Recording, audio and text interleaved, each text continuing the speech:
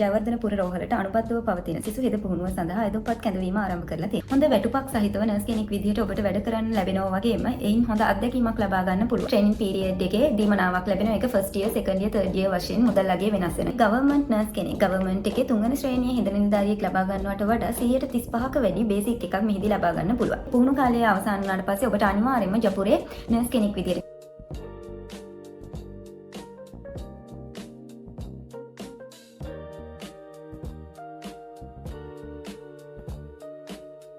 සුබ දවසක් හැමෝටම. මේ වෙන විට ශ්‍රී ජයවර්ධනපුර රෝහලට අනුබද්ධව පවතින සිසු හෙද පුහුණුව සඳහා අයදුම්පත් කැඳවීම ආරම්භ කරලා තියෙනවා.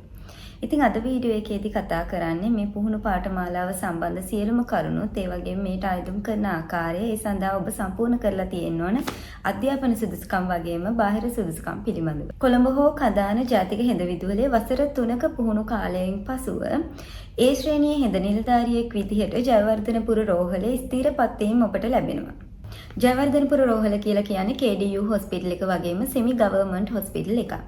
ඉතින් මේකේ තියෙන විශේෂත්වය තමයි ගවර්න්මන්ට් නර්ස් කෙනෙක් ගවර්න්මන්ට් එකේ තුන්වෙනි ශ්‍රේණියේ හෙද නිලධාරියෙක් ලබා ගන්නවට වඩා 135ක වැඩි බේසික් එකක් මෙහිදී ලබා ගන්න පුළුවන්. ඒ වගේම වසර 3ක පුහුණු කාලය තුළදී මාසකට දීමනාවක් ඔබට ලබා ගන්න හැකියාව තියෙනවා. ඒක රුපියල් 40000කට වඩා වැඩි අගයක් වෙනවා. නර්ස් කෙනෙක් වෙන්න ආසාවෙන් බලාපොරොත්තු වෙන ඉන්න කෙනෙක්ට මේක හොඳ අවස්ථාවක්. ගවර්න්මන්ට් NTS ඉන්ටර්විව් එකට ගිහිල්ලා සිලෙක්ට් වෙයිද නැද්ද කියලා අවිනිශ්චිතභාවයෙන් ඉන්න දරුවන් නම් ඔන්න මේ අවස්ථාව මිස් කරගන්න එපා. අනිවාර්යයෙන්ම අයදුම් කරන්න. මේ සඳහා අයදුම් කිරීමට අවශ්‍ය වන මූලික අධ්‍යාපන සුදුසුකම් වන්නේ උසස් පෙළ විභාගයේ ජීව විද්‍යාංශය, ගණිතාංශය හෝ කෘෂි විද්‍යාංශයෙන් එකවර විෂයන් 3 සමත් වෙලා තියෙනවා. අවමේ S3ක් තියෙන දරුවන්ට ඔන්න මේට අයදුම් කිරීමට අවස්ථාව තියෙනවා. මේ සඳහා අයදුම් කිරීමට අවශ්‍ය මූලික අධ්‍යාපන සුදුසුකම් වන්නේ අපස උසස් පෙළ විභාගයේ ජීව විද්‍යාංශය, ගණිතාංශය හෝ කෘෂි විද්‍යාංශයෙන් සමත් වෙලා තියෙන්න ඕන. අවමේ S3ක් තියෙන්න ඕන. ඒ වගේම අපස සාමාන්‍ය පෙළ විභාගයේ සිංහල හෝ දෙමළ භාෂාවත්, ගණිතය, විද්‍යාව සහ ඉංග්‍රීසි යන ප්‍රධාන විෂයන් 4ට සම්මාන සාමාර්ථව සහිතව දෙවරකට නොයඩි වාර ගන්නකින් සාමාන්‍ය පෙළ විභාගයේ සමත් වෙලා තියෙන්න ඕන. මේ මූලික අධ්‍යාපන සුදුසුකම් දෙක තියෙනවා නම් ඔබට පුළුවන් ඇප්ලයි කරන්න. ඒ වගේම මේ සඳහා අවශ්‍ය වෙන අනිකුත් සුදුසුකම් වන්නේ මේ මාස 12 වෙනිදා, ඒ කියන්නේ ඔක්තෝබර් 12 වෙනිදාට ඔබගේ වයස අවුරුදු 18ත් 25ත් අතර වෙන්න ඕන. ඔබගේ උස අවම උස අඩි 5ක් වෙන්න ඕන. අඩි 5ට වඩා වැඩි උසක් තියෙන්න ඕන. ඒ වගේම මනා ශාරීරික සහ මානසික මට්ටමකින් යුක්ත වෙන්න ඕන. අවිවාහක කෙනෙක් වෙන්න ඕන. වසර 3ක පුහුණු කාලය පවතින අතර මේ පුහුණු කාලය තුළදීද ඔබට විවාහ වීමට අවස්ථාව ලැබෙන්නේ නැහැ. රජයේ NTS වලට පිරිමි දරුවන් බඳවා ගැනීම සිද්ධ කරත් ජපුර NTS එකට බඳවා ගැනීම සිද්ධ කරන්නේ ගැහැණු දරුවන් පමණයි. ඉතින් මේට අයදුම් කිරීමට හැකියාව තියෙන්නේ ගැහැණු දරුවන්ට විතරයි. මම කලින් සඳහන් කරා වගේ ඔබට ට්‍රේනින් පීරියඩ් එකේ දීමනාවක් ලැබෙනවා. ඒක first year, second year, third year වශයෙන් මුදල් අගය වෙනස් වෙනවා. ඉතින් ෆස්ට් ඉයර් එකේදී මාසකට රුපියල් 41317ක්ද, දෙවන වසර තුලදී මාසකට රුපියල් 43730ක මුදලක්ද, තුන්වන වසර තුලදී කියන්නේ ෆයිනල් ඉයර් එකේදී ඔබට මාසකට රුපියල් 46317ක්ද ලබා ගන්න පුළුවන්. මේ පුහුණු කාලය අවසන් වුණාට පස්සේ ඔබට අනිවාර්යයෙන්ම ජපුරේ නර්ස් කෙනෙක් විදිහට, ජයවර්ධනපුර රෝහලේ නර්ස් කෙනෙක් විදිහට ඒ ශ්‍රේණියේ හෙදියක් විදිහට වැඩ කිරීමට අවස්ථාව ලැබෙනවා. මේට අයදුම් කිරීමට පෙර ඔබ විසින් කියවා ගත යුතු කොන්දේසි කිහිපයක් තියෙනවා. ට්‍රේනින් එකට තෝරා ගන්න අයදුම්කරුවන් පුහුණු කාලය තුලදී කොළඹ හෝ කඳාන හෙද විදුහල් වල නීති හා රෙගුලාසි වලට බැඳී සිටින්න ඕන. 3 අවුරුදු පුහුණු කාලයෙන් පසුව ඒ ශ්‍රේණියේ ස්ථිර මාණ්ඩලික හෙදියක් ලෙස ශ්‍රී ජයවර්ධනපුර රෝහලේ සේවයට අනියුක්ත කරනවා. මේ රෝහලේ සේවයට අනියුක්ත කරන නිලධාරීන් වෙනත් රෝහල් වලට ස්ථාන මාරු කිරීම නැහැ. 3 අවුරුදු පුහුණු පාඨමාලාවෙන් පසුව ඒ ශ්‍රේණියේ ස්ථිර මාණ්ඩලික හෙදියක් ලෙස ශ්‍රී ජයවර්ධනපුර රෝහලේ සේවයට අනියුක්ත කරනවා.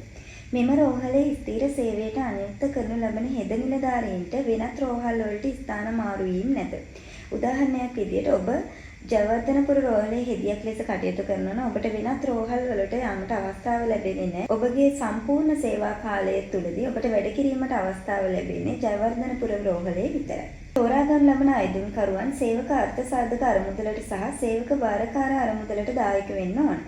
ඒ වගේම බොන්ඩ් එකක් සයින් කරන්න ඕන. වසර 3ක පුහුණු කාලය සාර්ථකව ඉවර කරන්නත්, ඒ වගේම වසර 10ක සේවය කිරීමටත් එකඟතාවයකට පත් වෙන්න ඕන. ඒ කියන්නේ ඔබ බොන්ඩ් එකක් සයින් කරන්න ඕන පුහුණුවෙන් පසුව අවුරුදු 10ක කාලයක් අනිවාර්යෙන් සේවය කරනවා කියලා.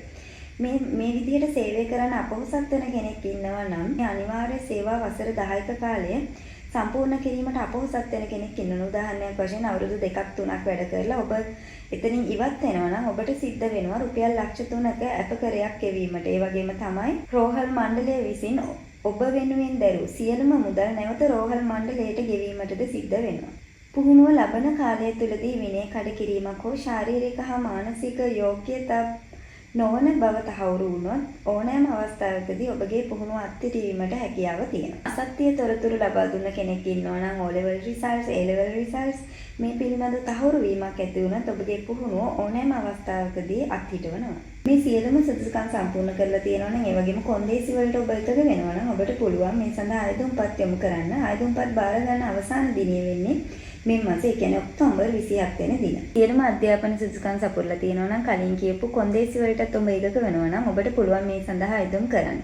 ආයුධම්පත් බාර ගන්න අවසාන දිනය වෙන්නේ මේ මාස 27 වෙනි දින. ඔක්තෝබර් 27 වෙනි දිනට කලින් ඔබ ආයුධම්පත් යොමු කරන්න ඕන. ස්ක්‍රීන් එකේ දැක්වෙනවා අප්ඩේටඩ් ඇප්ලිකේෂන් එක.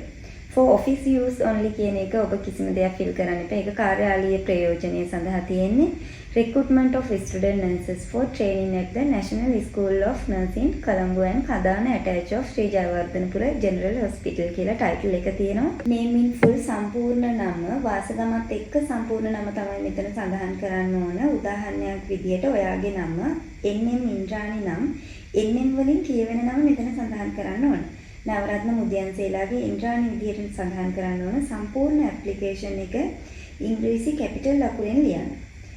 ඊළඟට තියෙනවා name with initials මුල කුරු සමග නම NM ඉන්ද්‍රාණි. address ලිපිනය ස්ථීර පදිංචි ලිපිනය මෙතනදී සඳහන් කරන්න. ඔබ తాවකාලිකව වෙන කොහේ හරි ජීවත් වෙනවා නම් ඒ ලිපිනය සඳහන් කරන්න එපා. ඔබට සාමාන්‍යයෙන් තැපැල් වෙන ස්ථීර පදිංචි ලිපිනය මෙතනදී සඳහන් කරන්න. දිස්ත්‍රික් එක සඳහන් කරනකොට පදිංචි ලිපිනයට අදාළ දිස්ත්‍රික් එක සඳහන් කරන්න. එහෙම නැතුව ඔබ උසස් පෙළ ලියුවේ වෙන දිස්ත්‍රික් එක, සාමාන්‍ය පෙළ විභාගය ලියුවේ වෙන දිස්ත්‍රික් එක, ඒක නෙමෙයි මෙතෙන්ට අවශ්‍ය වෙන්නේ. ඔබගේ පදිංචිය තියෙන දිස්ත්‍රික් එක තමයි මෙතන සඳහන් කරන්න ඕන. ඊමේල් ඇඩ්‍රස් එක ඊමේල් ලිපිනය මෙතන සඳහන් කරන්න ඕන. මේක ඔයාගේම ඊමේල් ලිපිනයක් වෙනවා නම් හොඳයි. යූෂුවලි ඔයාට ඊමේල්ස් එන ලිපිනය මෙතන සඳහන් කරන්න. age as at 25 10th 12 කියලා මෙතන සඳහන් වෙන්නේ. ඒ කියන්නේ මේ මාස 12 වෙනිදා දිනට ඔයාගේ වයස. උදාහරණයක් විදිහට ඔයාගේ වයස අවුරුදු 21යි නම් 21යි මාස 2යි දවස් මෙන්න මෙච්චරයි කියන එක තමයි මෙතන සඳහන් කරන්න ඕන. ජෙන්ඩර් එක මේල්ද ෆීමේල්ද කියලා. අතන මේට ආයුධම් කිරීමට හැකියාව තියෙන ගැහැණු දරුවන්ට විතරයි. ඒක නිසා ෆීමේල් කියන තැන ටික් එකක් දාන්න. නැෂනැලිටි එක ඔයාගේ ජාතිය මෙතන සඳහන් කරන්න. ජාතිය කියලා කියන්නේ මෙතන ආගම නෙවෙයි. ඔයා ශ්‍රී ලංකන් කියන එක තමයි මෙතන සඳහන් කරන්න ඕන. NIC නම්බර් එක, ඩෙන්ටි කාඩ් නම්බර් එක, සිවිල් ස්ටේටස් එක, ඒ කියන්නේ විවාහකද අවිවාහකද කියන එක. ඇත්තටම මේකට ආයුධම් කරන්න හැකියාව ලැබෙන අවිවාහක දරුවන්ට නේ. ඒ නිසා සිංගල් කියන තැන ටික් එකක් දාන්න. ටෙලිෆෝන් නම්බර් එක, මේ ෆෝන් නම්බර්ස් දානකොට වැඩ කරන ඇක්ටිව් තියෙන ෆෝන් නම්බර්ස් දාන්න. ඔයාගේ මොබයිල් නම්බර් එක, හෝම් නම්බර් එක, WhatsApp තියෙන නම්බර් එක, වෙනම WhatsApp තියෙන නම්බර් එක තියෙනවා නම් WhatsApp නම්බර් එක ඇඩ් කරන්න. මොබයිල් නම්බර් එකයි WhatsApp නම්බර් එකයි සේම් නම් සේම් නම්බර් එක මේ තැන් දෙකේම දාන්න පුළුවන්. අධ්‍යාපනික සුදුසුකම් මුලින්ම තියෙන්නේ සාමාන්‍ය පෙළ විභාගයේ. සාමාන්‍ය පෙළ විභාගයේ ලියපු වර්ෂය, ඉන්ඩෙක්ස් නම්බර් එක, විභාග අංකය සඳහන් කරන්න. සබ්ජෙක්ට් එක විෂයන් ටික ලියාගෙන යන්න. මේක ඔබගේ ප්‍රතිඵල ලේඛන සටහන බලාගෙන ලියනවා නම් හොඳයි. ඒ තියෙන පිළිවෙලට එතකොට වැරදීමක් වෙන්නේ නැහැ. ඒ පිළිවෙලට ලියාගෙන යන්න. යම් දරුවෙක් ඉන්නවා නම් පළවෙනි පාර ගණන් වලට S එකක් තියෙන, දෙවෙනි පාර ගණන් වලට C එකක් තියෙනවා නම් මේ ඊළඟ කොටුවේ සඳහන් කරන්න එක්සෑම් ඉයර් එක සඳහන් කරලා ඉන්ඩෙක්ස් නම්බර් එක ලියලා මැත්ස් කියලා දාලා ඒකට අදාළ සාමාර්ථය ලියන්න පුළුවන්. උසස් පෙළ කරපු වර්ෂය, ඉන්ඩෙක්ස් නම්බර් එක, විභාග අංකය, ඉසඩ් ස්කෝර් එක, මේකත් ප්‍රතිඵල සටහන බලාගෙනම සම්පූර්ණ කරන්න. ප්‍රධාන විෂයන් 3 කියන්නේ ඊට අදාළ ග්‍රේඩ් ටික Cද Sද කියන එක සඳහන් කරන්න. අනිවාර්යයෙන්ම විෂයන් 3ට අවමේ සාමාර්ථයක් තියෙන්න ඕන.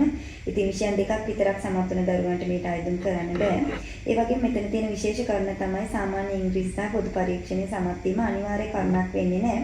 නමුත් මේ දෙක සමත් වෙලා තියෙනවා නම් හොඳ රිසල්ට් එකක් තියෙනවා නම් ඒකත් මෙතන ඇතුළත් කරන්න. උදාහරණයක් විදිහට ජෙනරල් ඉංග්‍රීසි කියලා ලියලා වාට තියෙන ඒ සාමාර්ථයක් නම් ඒ සාමාර්ථයක් කියන එක 4 වෙනි තීරුවේ වාට ලියන්න පුළුවන්. ප්‍රොෆෙෂනල් ක්වොලිෆිකේෂන්ස් කියන්නේ මේ වෙනකොට ඔයා යම් ඩිප්ලෝමාවක් කරලා තියෙනවා නම්, යම් ඩිග්‍රී එකක් කරලා තියෙනවා නම් ඒ පිළිබඳව මෙතන ඇතුළත් කරන්න පුළුවන්. උදාහරණයක් විදිහට ඔයා ඉංග්‍රීසි ඩිප්ලෝමාවක් කරලා තියෙනවා නම් ඩිප්ලෝමා ඉන් ඉංග්‍රීසි, ඩිප්ලෝමා ඉන් ඉන්ෆර්මේෂන් ටෙක්නොලොජි ඔය විදිහට ලියන්න පුළුවන්. ඒකට අදාළ ඉන්ස්ටිටියුට් එක මෙතන සඳහන් කරන්න ඕන. උදාහරණයක් විදිහට East of Metro Campus නම් East of Metro Campus කියලා ලියලා ඔයා ඒකෙදි ගත්ත award එක. සාමාර්ථය A සාමාර්ථයද B සාමාර්ථයද කියන එක සඳහන් කරන්න. other qualification ඔබට තියෙන අමතර සුදුසුකම් මෙතන ඇතුළත් කරන්න. උදාහරණයක් විදිහට ෆස්ට් එයිඩ් කෝස් එකක් කරලා ඉන්න දරුවෙක් ඉන්නවා නම් ෆස්ට් එයිඩ් BLS කියලා සඳහන් කරලා ඒකට අදාළ ඉන්ස්ටිටියුට් එක සඳහන් කරන්න පුළුවන්. ඒකෙදි ඔයා ගත්ත award එක මෙතන සඳහන් කරන්න, සාමාර්ථය මෙතන සඳහන් කරන්න. work experience යම් ආයතනයක වැඩ කරලා තියෙනවා ඔයාලට පුළුවන් මේක සඳහන් කරන්න. නමුත් මෙතනදී ඔබ යම් ආයතනයක් සඳහන් කර ඉන්ටර්විව් එකේදී මේක ප්‍රූව් කරන්න ඕනේ. ඒ කියන්නේ ඔබ සර්විස් ලෙටර් එකක් අරගෙන යන්න ඕනේ. එහෙම අරගෙන යන්න පුළුවන් දරුවෙක් ඉන්නවා නම් විතරක් මේක මෙන්ෂන් කරන්න. මේ work experience include කරන එක කම්පල්සරි වෙන්නේ නැහැ, අනිවාර්ය වෙන්නේ නැහැ. කන්සර්න් එක සයින් කරන්න මේ හෙත දැක්වූ සියලුම තොරතුරු සත්‍ය හා නිවැරදි බවට ඔයාගේ මෙතන අස්සන යොදන්න ඕනේ signature of candidate කියන තැන. ඊට පස්සේ ඔයා මේක ෆිල් කරන දිනේ යොදන්න. තව සතියක් වගේ පුංචි කාලයක් තමයි අයදුම්පත් යොමු කිරීමේදී තියෙන්නේ. ඉතින් ඔබට පුළුවන් මේ අයදුම් පත්‍රයේ print out එකක් අරගෙන නිවැරදිව සම්පූර්ණ කරන්න. නිවැරදිව සම්පූර්ණ කරන ලද අයදුම් පත්‍රය උසස් පෙළ සහ සාමාන්‍ය පෙළ ප්‍රතිඵල ලේඛන සටහනක්. උසස් පෙළ ප්‍රතිඵල ලේඛන සටහනේ අනිවාර්යයෙන්ම ඉස්සෙල්ට අගය දැක්වෙන්න ඕන. මේ ප්‍රතිඵල ලේඛන සටහන් දෙකේ ෆොටෝකොපි දෙකක් අරගෙන සාමවිනිසුරු කෙනෙක්ට කියලා ඒකත් සහතික කරගන්න ඕනේ. සහතික කරන ලද ප්‍රතිඵල ලේඛන දෙකත් ඇප්ලිකේෂන් එකත් එකට අමුණලා ලියුම් කවර එක දාලා එහි වම් කෙළවරේ ශිෂ්‍ය හෙදියන් සඳහා ආයුධ පත යනුවෙන් සඳහන් කරලා අධ්‍යක්ෂක ශ්‍රී ජයවර්ධනපුර මහරෝහල තලපත් පිටිය නුගේගොඩ කියන ලිපිණියට 27 වෙනිදාට කලින් යොමු කරන්න. ජයවර්ධනපුර රෝහල කියලා කියන්නේ අපේ රටේ semi government leading hospital එකක්. හොඳ වැටුපක් සහිතව නර්ස් කෙනෙක් විදිහට ඔබට වැඩ කරන්න ලැබෙනවා වගේම එයින් හොඳ අත්දැකීමක් ලබා ගන්න පුළුවන්.